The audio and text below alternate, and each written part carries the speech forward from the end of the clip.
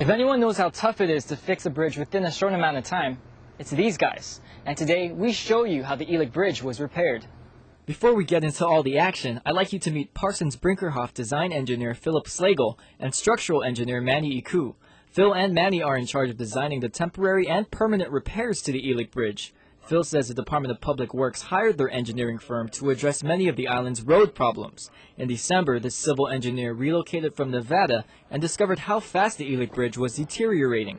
In order to slow down that process, the first thing Phil recommended was to install steel plates, at least until permanent designs were completed.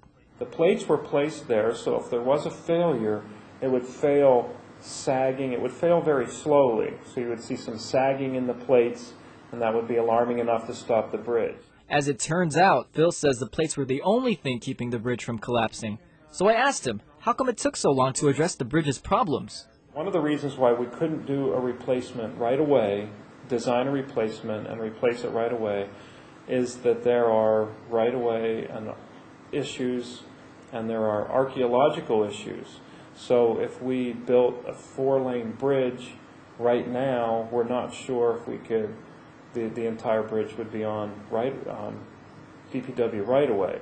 Not long after the bridge turned into a 1-lane passageway, Phil and a team of government officials made the tough decision to completely close down the bridge for emergency repairs. And it is really an agonizing decision to either severely inconvenience people on the island and balance that against their safety. Phil says the bridge's main problem was a hole beneath the north side of the structure created by water erosion. There is a large scour hole behind the north abutment, and that means that the wave action and the action of the water from the river has eroded into the bank behind the bridge on the north abutment.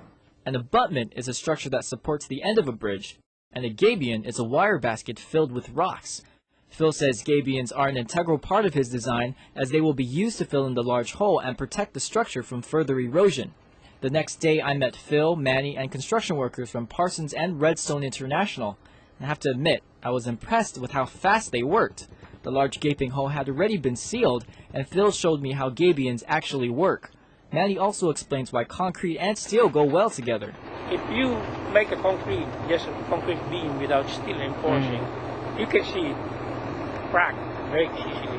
But if you put the steel, that adds the strength. So this steel reinforces the concrete, makes it, strengthens it. Right. Finally, Redstone International site manager Michael Livingston gave me a chance to prove myself by filling in the gabions. But before I started anything, Mike, who has been in the construction business for nearly 30 years, gave me a safety briefing. When you're taking it down, take this up from the top first. Okay. You know, the bigger ones. What's the best part about your job? Can't really say. You know, right now, it's a new challenge basically. I used to be in the recycling business, and then I came back here. And this is a new kind of design and stuff like that that I haven't seen before, and we're gonna be using this on the Pago Bay project also. That was a good workout. After safely unloading rocks, I asked Manny why they cover the back of the gabions with black fabric. This is called geotextile. It's a filter fabric. So what it does is on the soil there's these fines, the silts. If you